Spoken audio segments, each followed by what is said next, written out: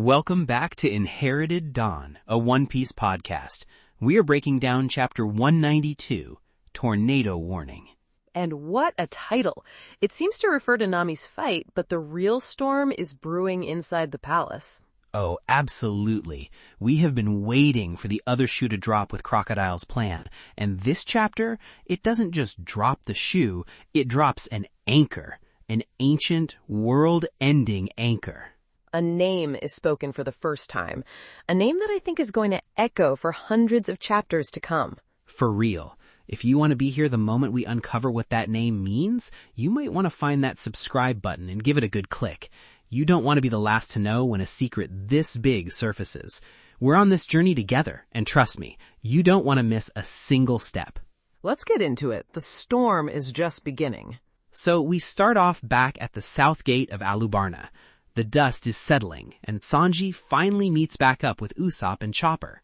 It's a small moment of reunion after a very chaotic separation.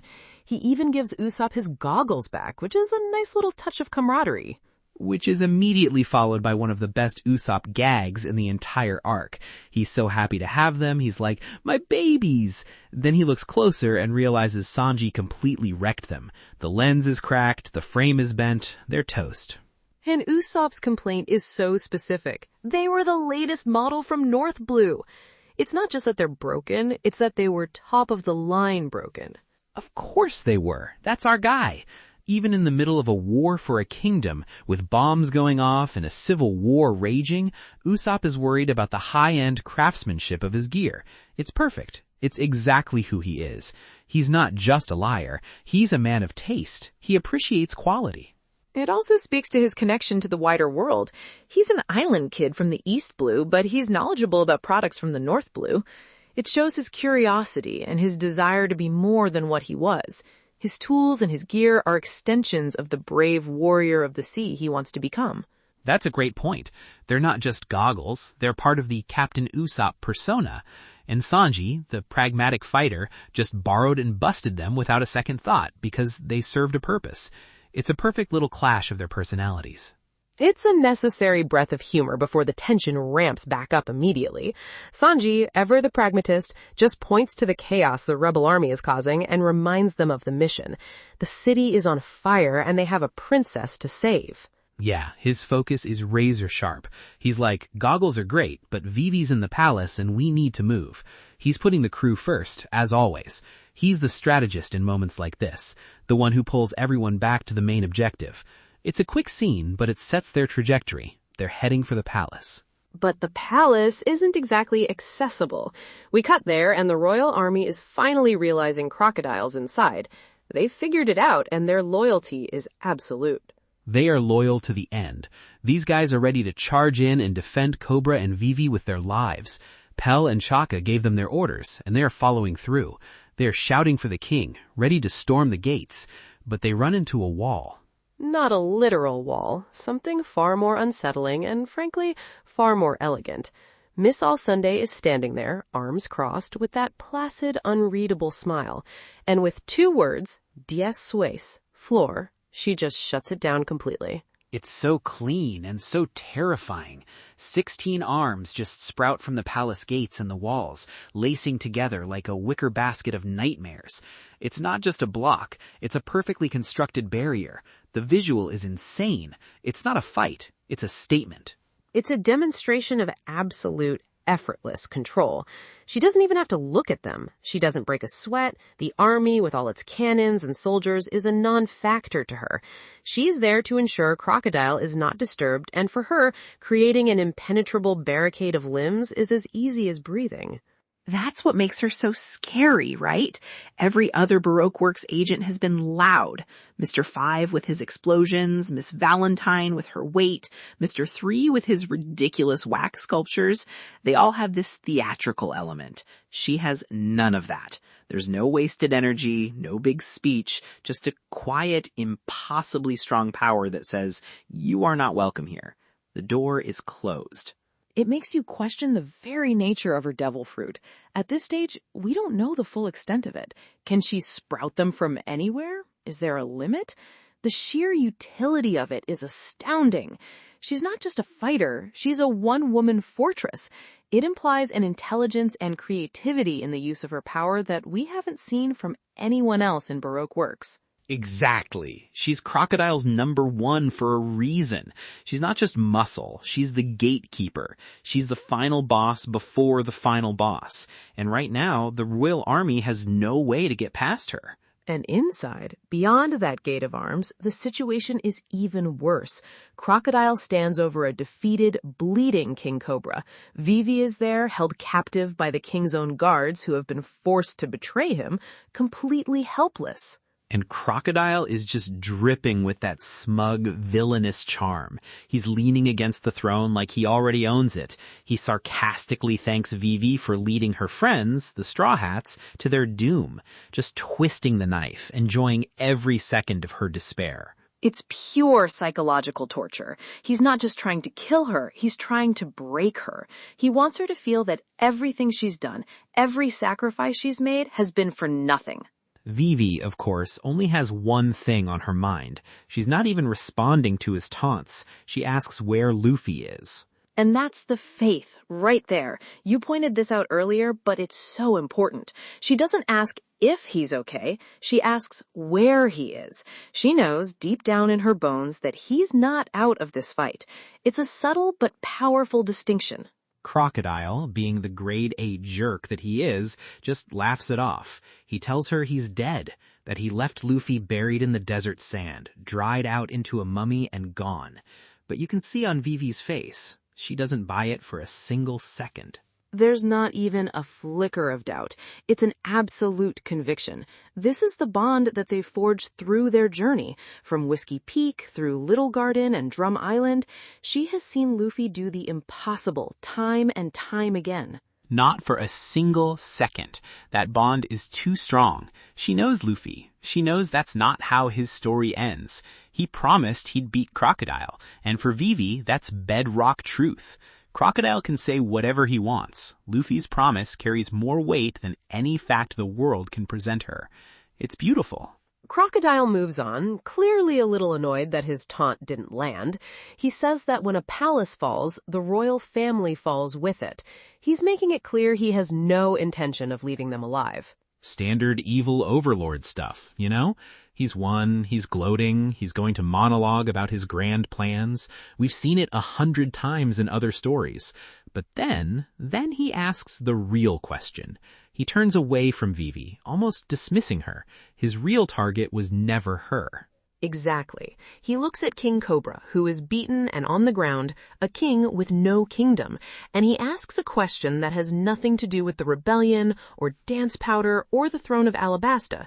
He leans in close. He asks, where is Pluton? And the look on Cobra's face, it's not just fear of death. It's not just the pain from his wounds. It's pure, unadulterated shock. The kind of shock you see when someone speaks a name that was supposed to stay buried in history forever. A name he thought was known only to his bloodline. My head just about exploded here. I had to put the manga down and just stare at the wall for a minute.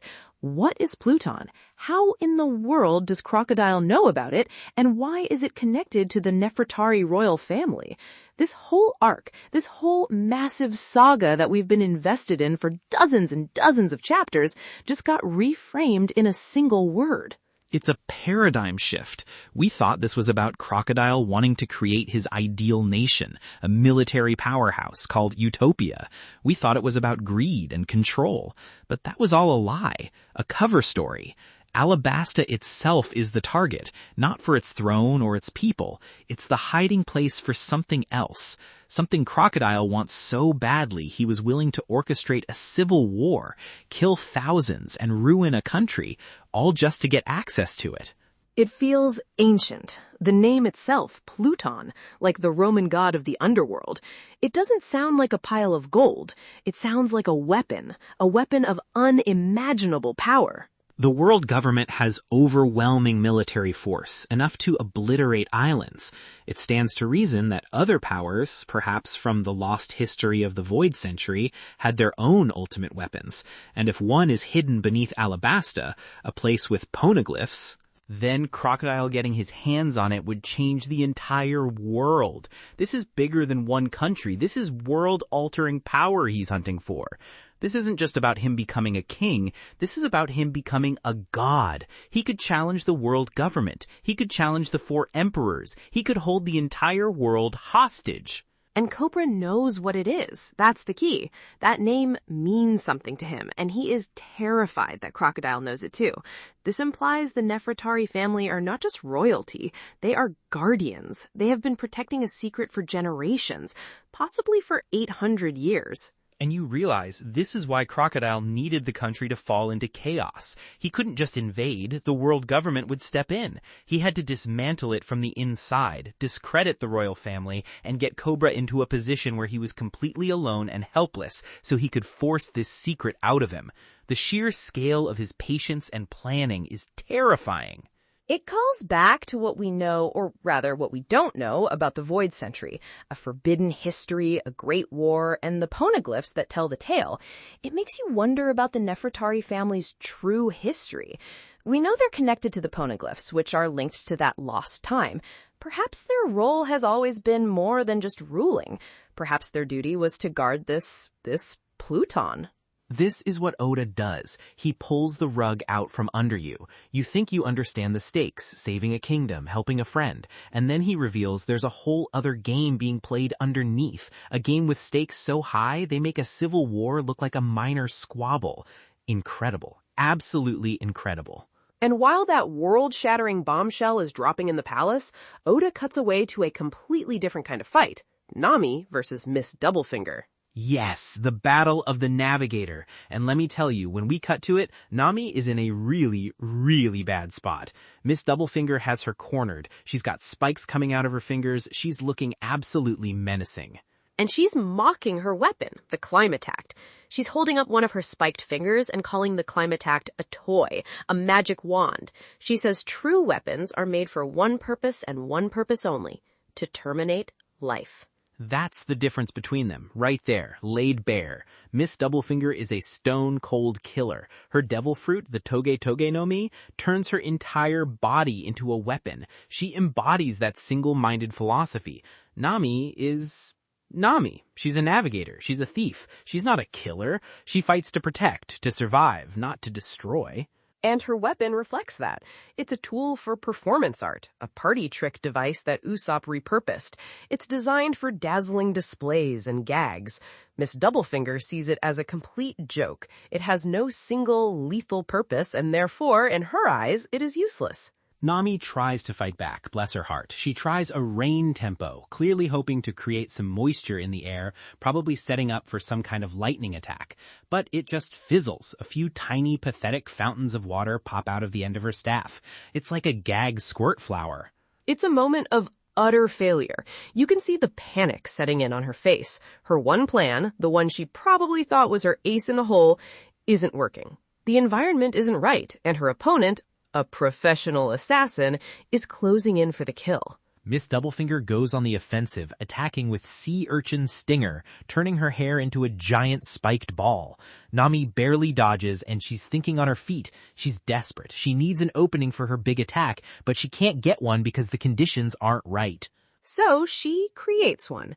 This is where her brain, her single greatest asset, kicks into high gear. She stops trying to fight like a brawler and starts fighting like a meteorologist. It's so good. It's one of my favorite moments for her. She can't make it rain, so she makes her own atmosphere. She starts shooting out cool balls, one after another, pop, pop, pop, filling the air with pockets of cold air. Then she follows it up with heat balls, shooting them into the pockets of cool air she just created. It looks like she's just flailing, firing off these useless little party tricks.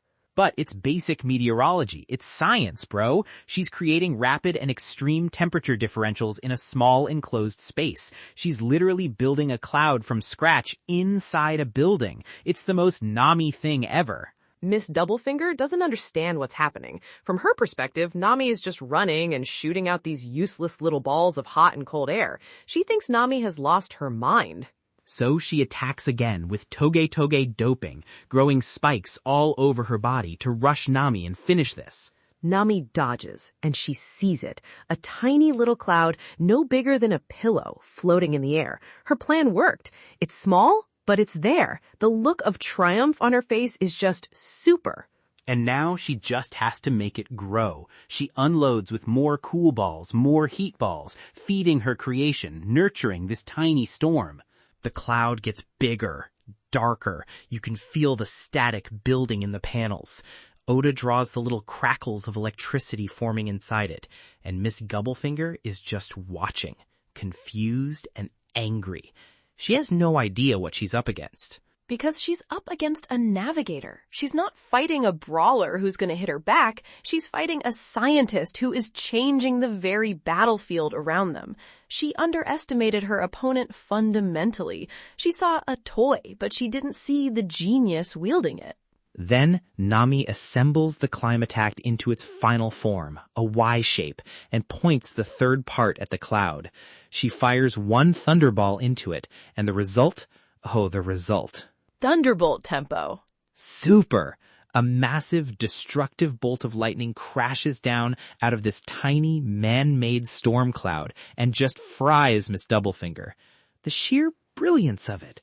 She couldn't win with brute force, so she won with knowledge. She won with her brain. That's Nami. She turned a party trick into a weapon of meteorological devastation. She took the insult of it being a toy and used its versatile, seemingly useless functions to create a phenomenon that Miss Doublefinger's purely offensive, single-minded power had absolutely no answer for. She literally weaponized her passion and her profession. It's one of the most satisfying takedowns in the series so far. It's not about who can punch harder or who has the stronger devil fruit. It's about who can think faster and more creatively. Nami used her core skills, her very identity as a weather expert, to win a life or death battle. And let's not forget Usopp in this. He built that thing. It's a victory for the both of them, for the so-called weakling trio. It's a massive step for her as a character. Before this, she was primarily support. She was the one who often needed saving. Here, she just defeated a numbered Baroque Works agent, one of Crocodile's top officers, entirely on her own. This is her proving to herself and to the crew that she can carry her own weight in a fight. And the fight isn't even quite over. Miss Doublefinger, tough as nails, gets back up. She's absolutely enraged, covered in burns. Her afro is fried, and she charges. But she just runs through a mirage, an illusion created by the heat and cold. Nami's already gone. And Nami's final line is perfect. She's standing there, confident, pointing her staff, and delivers the title of the chapter. Watch out for tornadoes. The confidence, the swagger. She knows she has this now. She figured out the puzzle, and Miss Doublefinger is just playing catch-up. She beat her with science, and now she's beating her with style. What a moment for our navigator. What a huge win. A huge win for Nami and a huge, terrifying revelation from Crocodile. This chapter is firing on all cylinders. It delivers on character, on action, and on lore, all in equal measure. It really is. We've got massive character growth for Nami, high-level strategy that's unique to her skills, and a massive lore drop that just cracked the foundation of the whole saga wide open. It makes you wonder what other secrets are buried across the Grand Line, doesn't it? What other ancient weapons or forgotten truths are being guarded by families like the Nefakaris? Absolutely. It opens up a million possibilities. What do you think it could be? A ship? A person? Some kind of ancient technology? I feel like we could talk for an hour just on that one name. The mind just reels with theories. I have a few theories already centered around the idea of knowledge as power, but let's save them. It's time for predictions for chapter 193. All right, you go first this time. What do you see coming? My first prediction is that we will not get an explanation about Pluton next chapter. Oda is a master of suspense. Cobra will refuse to speak or will try to lie, and Crocodile will be interrupted before he can torture the truth out of him. The mystery will be allowed to linger, forcing us to stew in it for a while longer. Ooh, I like that. Keep us hanging. That sounds exactly like something Oda would do. Okay, my first one. We're checking back in on Zoro versus Mr. One. The fight has to be wrapping up soon. My prediction is that Zoro is on his last legs, bleeding out, but he'll have a flashback or a moment of clarity about what his master Koshiro taught him about the breath of all things. He will finally, in a moment of desperation, figure out the trick to cutting steel. That feels inevitable. It's the thematic hurdle he was presented with at the start of the fight. He has to overcome it to grow. For my second prediction, I think we'll see the immediate consequences of Nami's victory. Miss Doublefinger is down, but that thunderbolt tempo likely did massive damage to the building they're in. The structure will be unstable. Nami will have to navigate her way out of a collapsing ruin, maybe running into another character on her way out, perhaps a wounded Usopp. I could see that, a little reunion for the creators of the Climate Act. Okay, prediction number 2 for me, Luffy. He's not dead, we all know that. Crocodile leaving him buried was a classic villain mistake. Someone is going to find him at the end of the next chapter. But it's not going to be a Straw Hat. It's going to be someone unexpected. Maybe Pell in his falcon form is soaring over the desert and spots him from the sky. Or maybe it's an even more surprising third party. An interesting thought, giving the Royal Guard a chance to repay the favor of the Straw Hats' intervention. My final prediction is that the focus will shift back outside the palace. We'll see Koza and the rebel army reacting to the massive sandstorm that Crocodile has conjured. The chaos in the city is about to hit its absolute peak, and the royal army will be in complete disarray, without a king to lead them or a way to get into the palace. The battle for Alabasta will intensify. Bro, that's a good one. The battle for the capital is far from over. Okay, my last prediction, and it's a big one. Sanji, Usopp, and Chopper will arrive at the palace, but they won't be able to get past Miss All Sunday's blockade of arms. Usopp and Chopper will be useless against her. It's going to come down to Sanji. He's going to have to fight her. We're going to get Sanji versus the mysterious Miss All Sunday, and he's going to have a really, really hard time kicking a woman. A confrontation between those two would certainly be complicated, given Sanji's code. A fascinating matchup. We'll have to wait and see. That we will. This was chapter 192, Tornado Warning. A chapter that certainly lived up to its name. A meteorological one for Nami and a historical one for the entire world. Couldn't have said it better myself. Thanks for listening, everyone. Join us next time as we dive into chapter 193. Until then, keep an eye on the horizon for that inherited dawn.